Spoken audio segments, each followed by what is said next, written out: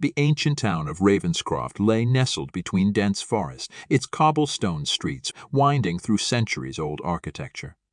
The townspeople whispered of legends that spoke of the undead, lurking in the shadows and preying on the unsuspecting. Among these tales, the most chilling was that of the Crimson Countess, a vampire who purportedly haunted the town for centuries.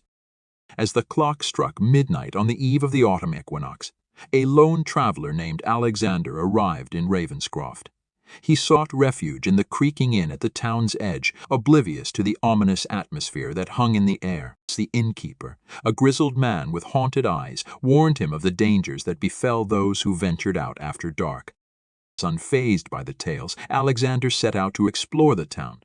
The narrow alley seemed to close in around him as the gas lamps cast flickering shadows. Ravenscroft's Gothic architecture loomed over him like silent sentinels, and an uneasy stillness blanketed the streets.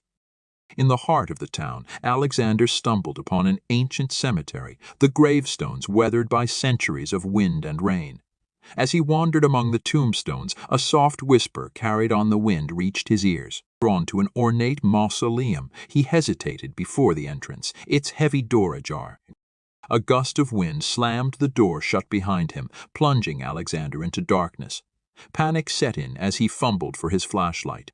The mausoleum was silent, save for the distant howl of a lone wolf. The beam of his light revealed the ornate coffins lining the walls, each adorned with a faded family crest. The air grew colder, and a soft, haunting melody filled the chamber. Unseen hands seemed to guide Alexander deeper into the mausoleum. As he reached the heart of the crypt, the melody intensified, resonating with an otherworldly beauty. Suddenly, a figure materialized before him. The Crimson Countess, her eyes, pools of endless darkness, locked onto his. Alexander stood paralyzed as she moved gracefully, her crimson gown flowing like liquid as she circled him.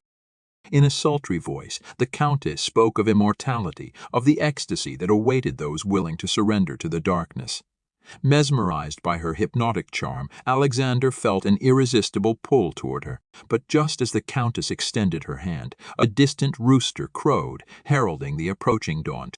The enchantment shattered, and the Countess recoiled, hissing at the first rays of sunlight creeping into the mausoleum. With a piercing scream, she vanished into the shadows, leaving Alexander alone in the crypt. As daylight flooded the mausoleum, Alexander stumbled out into the cemetery, his mind reeling from the encounter. He raced back to the inn, his heart pounding with a mix of fear and fascination. The townspeople, sensing the encounter, avoided his gaze, knowing the curse that now lingered upon him. Night after night, Alexander felt the insatiable hunger growing within him. He resisted the urge to embrace the darkness, struggling against the vampiric transformation that threatened to consume his soul. The town of Ravenscroft, steeped in ancient lore, watched as the once innocent traveler became a creature of the night.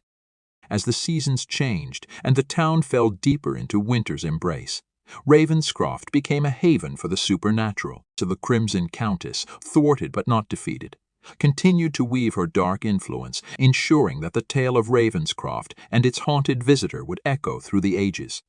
A chilling reminder of the thin line between the living and the undead.